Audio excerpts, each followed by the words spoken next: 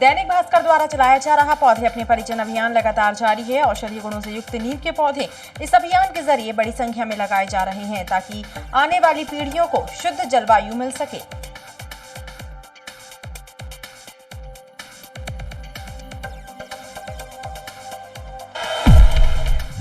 दिव्यांगों की सामाजिक सुरक्षा पेंशन 6,000 रुपए की जाए, ये मांग दिव्यांग संघर्ष समिति के सदस्यों ने सरकार से की है। समिति के सदस्यों का कहना है कि अपनी 10 सूत्रीय मांगों को लेकर पिछले कई वर्षों से वे प्रदर्शन कर रहे हैं, लेकिन सरकार ध्यान नहीं दे रही है। मेरे महबूब ना जाए संसार है एक नदी जैसा, इन सदाबहार गीतों की सुमधुर प्रस्तुति देकर गायक कलाकारों ने समा बांध दिया। अवसर था रोटरी क्लब जबलपुर रेवा द्वारा आयोजित संगीत सरिता कार्यक्रम का। कलावीथिका में आयोजित समारोह के दौरान कोरोना वॉरियर्स किया गया। रानी दुर्गावती विश्वविद्यालय की हिंदी एवं भाषा विज्ञान विभाग के द्वारा नई शिक्षा नीति और हिंदी भाषा के महत्व विषय पर एक वेबिनार आयोजित किया गया, जिसमें नई शिक्षा नीति पर चर्चा हुई।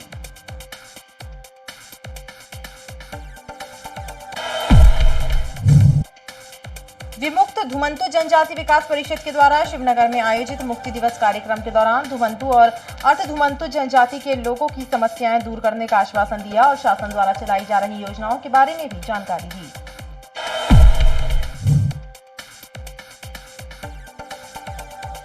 मेडिकल यूनिवर्सिटी में हुए फर्जीवाड़े की जांच सीबीआई से कराए जाने की मांग पिछड़ा वर्ग कांग्रेस विधि प्रकोष्ठ ने की है। इस मामले को लेकर विधि प्रकोष्ठ के अधिवक्ताओं ने मुख्यमंत्री के नाम एक ज्ञापन भी सौंपा है।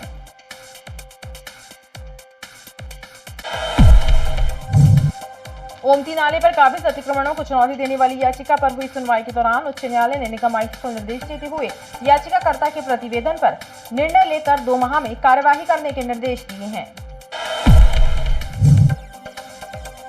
विजयनगर स्थित जॉय स्कूल में एमपी स्टूडेंट यूनियन के द्वारा धरना प्रदर्शन किया गया और फीस वृद्धि पर आपत्ति जताते हुए जिला प्रशासन को एक शिकायत पत्र भी सौंपा गया।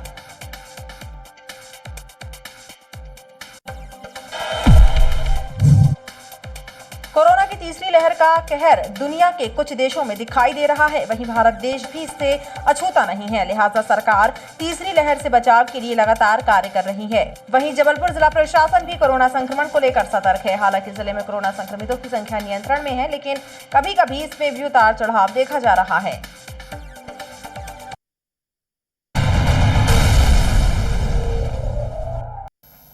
नमस्कार, स्वागत है आपका बीटीवी न्यूज में। आपके साथ मैं हूं सना और आइए खबरों की शुरुआत से पहले एक नजर डाल लेते हैं हेडलाइंस पर। यातायात नियमों का उल्लंघन करने वाले वाहन चालकों के लिए नागराज चौक में लगाई गई मोबाइल कोड के जरिए काटे गए सैकड़ों चालकों के चालान। तिलवारा थाना अंतर्गत घनसोर में हुए सड़क हादसे में एक युवक की मौत, 2 घायल, वाहन चालक हुआ फरार, पुलिस कर रही तलाश। और हिस्ट्री शीटर अब्दुल रज्जाक की गिरफ्तारी के बाद उसके गुर्गों पर भी एसआईटी का शिकंजा। एसआईटी ने छोटी ओमती में रहने वाले एक शख्स को किया गिरफ्तार। घर से बरामद हुए हथियार और कारतूस।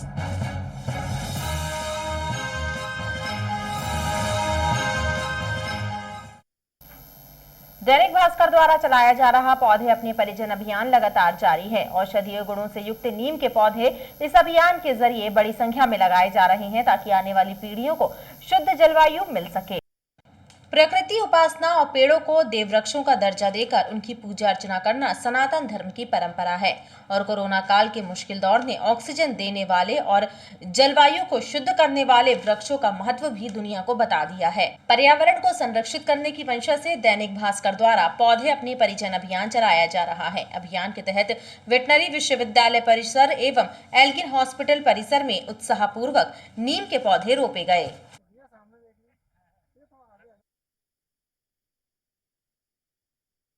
दैनिक जीवन में हमें जो प्रकृति से जो चीज़ें मिलती हैं वो वास्तव में वृक्ष से ही मिलती हैं।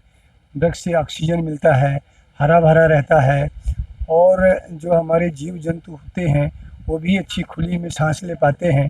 तो मुझे ऐसा लगता है कि दैनिक भास्कर ने जो ये अभियान चालू किया है ये बहुत ही अच्छा है और इससे लोगों को सीख मिलनी चाहिए कि स्कूलों में, कॉलेजेस में, उनकी जो कॉलोनीज़ हैं, जो जगह हैं, वहाँ पे वृक्षारोपण करना चाहिए। देखिए, दैनिक भास्कर ने जो पौधे अपने परिजन जो इतना बड़ा महाअभियान प्रारंभ किया है ये बहुत महत्वपूर्ण है और ख़ासकर कोविड के बाद पौधारोपण जिस रफ्तार में आप लोग करा रहे हैं दैनिक भास्कर के लोग, वो साधुवाद के पात्र हैं, क्योंकि कोविड में हमने देखा कि ऑक्सीजन की कितनी कमी हुई और एक पौधा इतनी ऑक्सीजन उपलब्ध करा सकता है कि करीब करीब 200 लोग आसानी से 3 घंटे तक सांस ले सकते हैं और ऑक्सीजन प्राप्त कर सकते हैं। तो एक बहुत अच्छा अभियान है।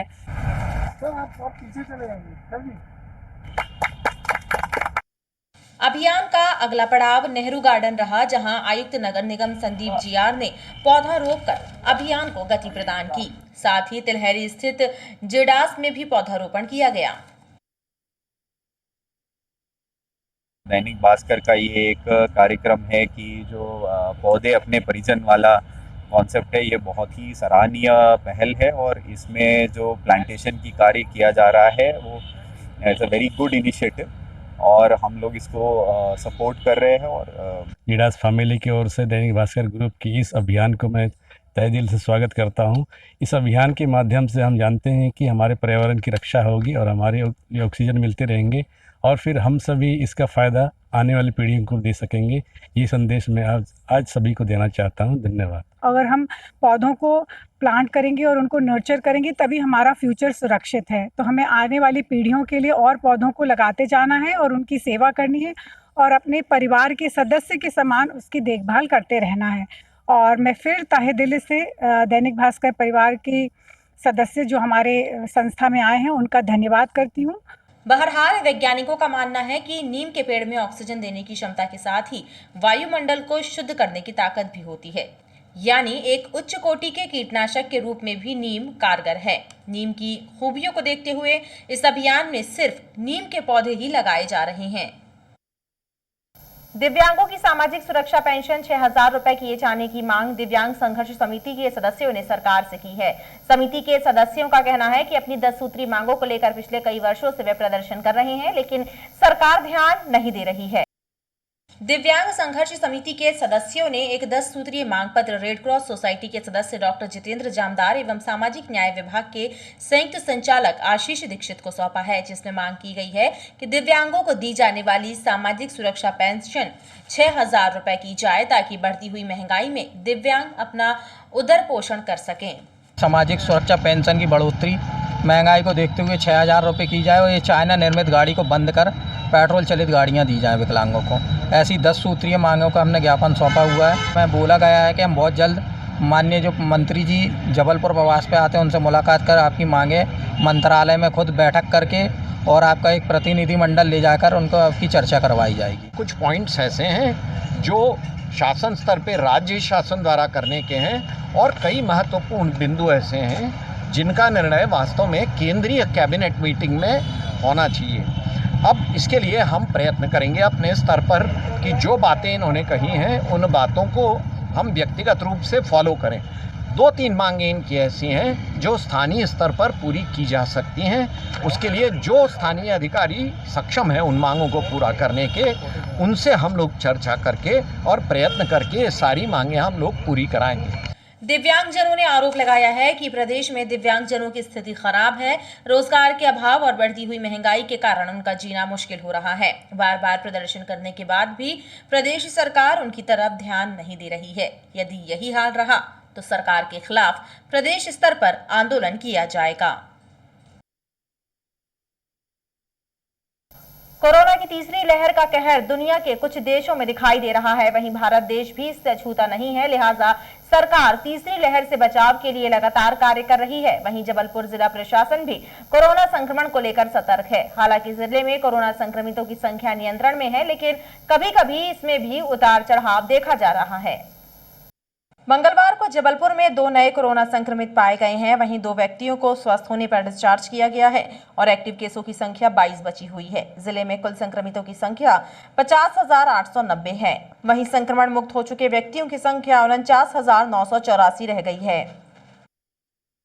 मेरे महबूब ना जा और संसार है एक नदिया जैसा सदाबहार गीतों की सुमधुर प्रस्तुति देकर गायक कलाकारों ने समा बांध दिया। अवसर था रोटरी क्लब जबलपुर रेवा द्वारा आयोजित संगीत सरिता कार्यक्रम का। कलाविधिका में आयोजित समारोह के दौरान कोरोना वॉरियर्स का सम्मान भी किया गया।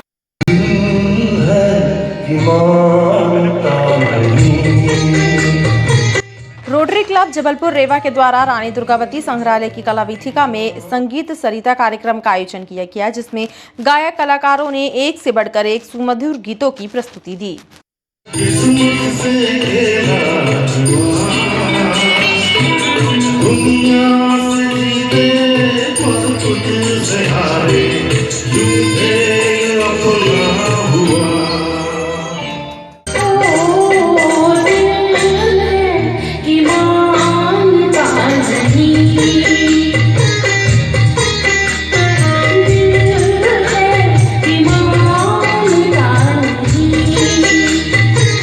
संगीत सरिता एक ऐसा माध्यम है जो नगर के उदीयमान खिलाड़ी कलाकारों को और उनको उनकी प्रतिभा को उभारने के लिए यहाँ पे हमारी प्रतिभा दीदी और भूपेंद्र यादव जी के द्वारा यह कोशिश की जा रही है।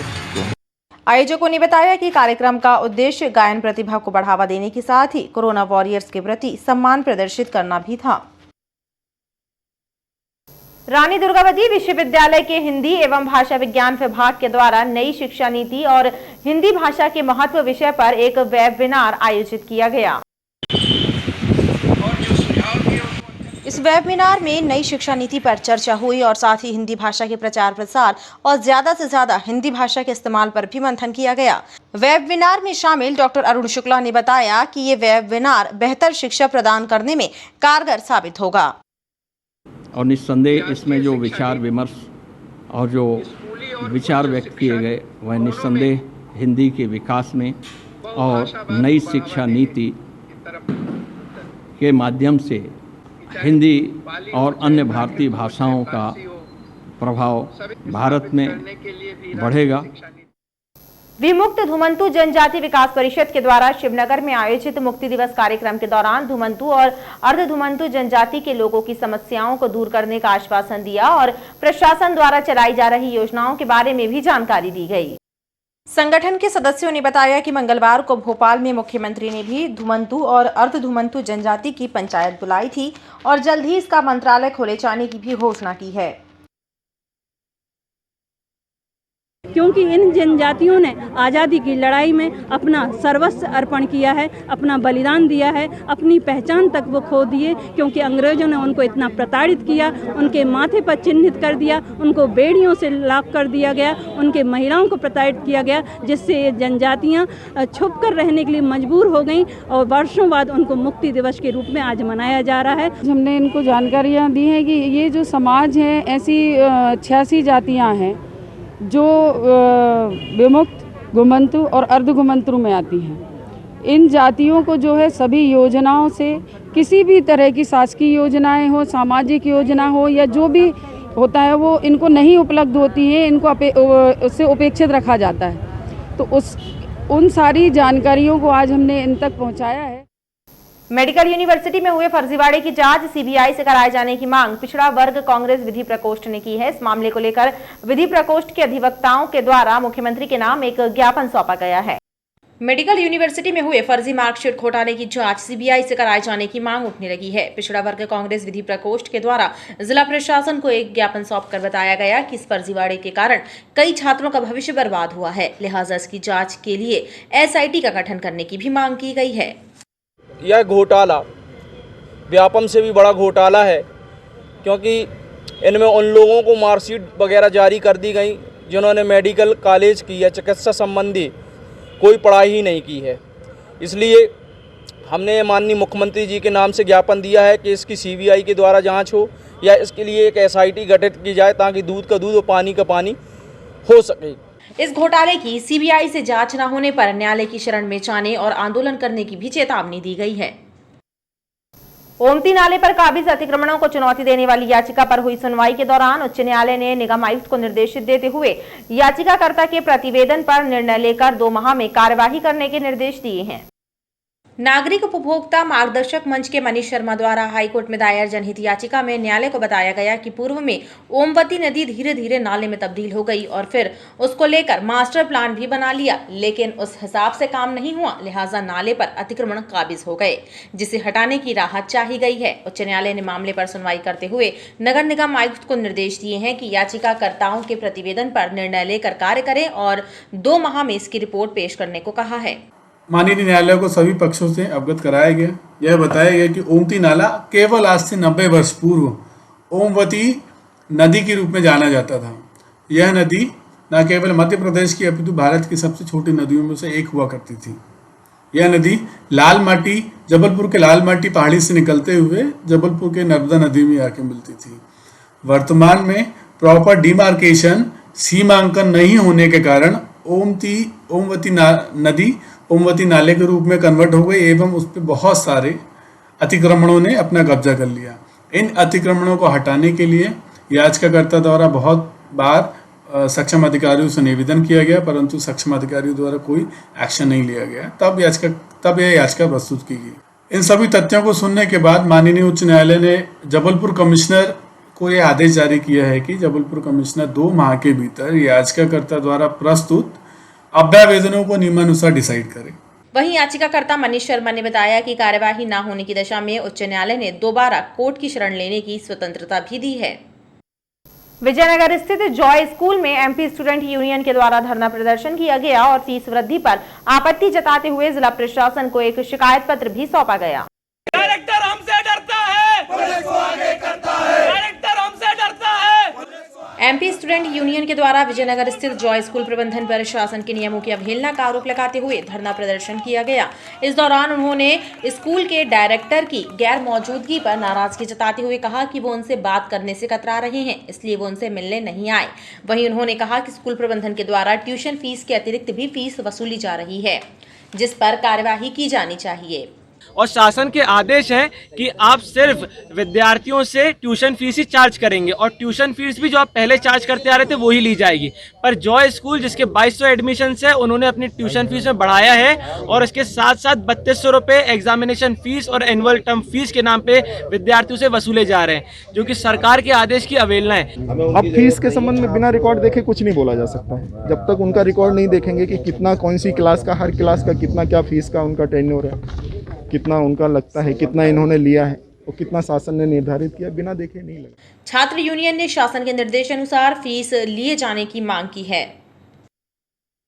और खबरों का सिलसिला लगातार जारी रहेगा, आप देखते रहिए BTV न्यूज।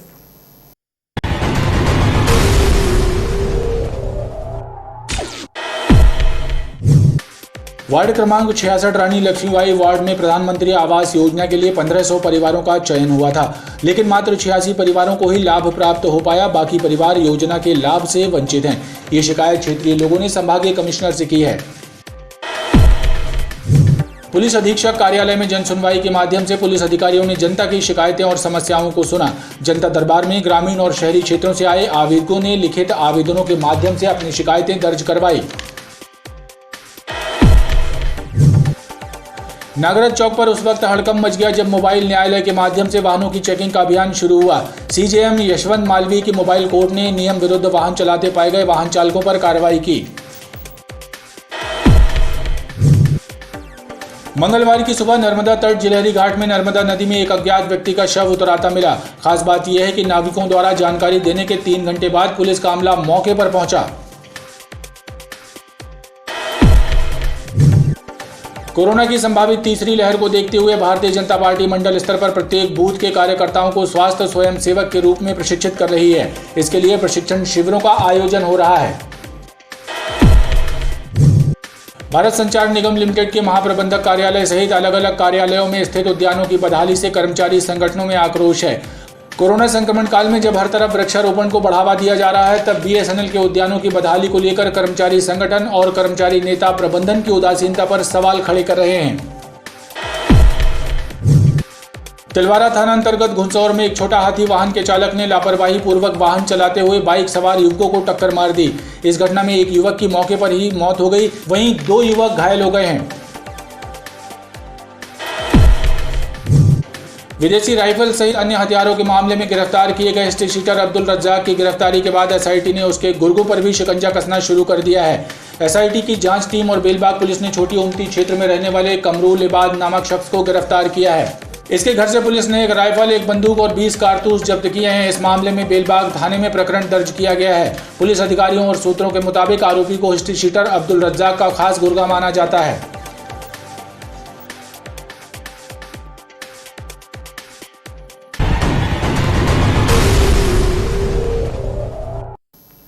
वार्ड क्रमांक 66 रानी लक्ष्मीबाई वार्ड में प्रधानमंत्री आवास योजना के लिए 1500 परिवारों का चयन हुआ था, लेकिन मात्र 86 परिवारों को ही लाभ प्राप्त हो पाया। बाकी परिवार योजना के लाभ से वंचित हैं।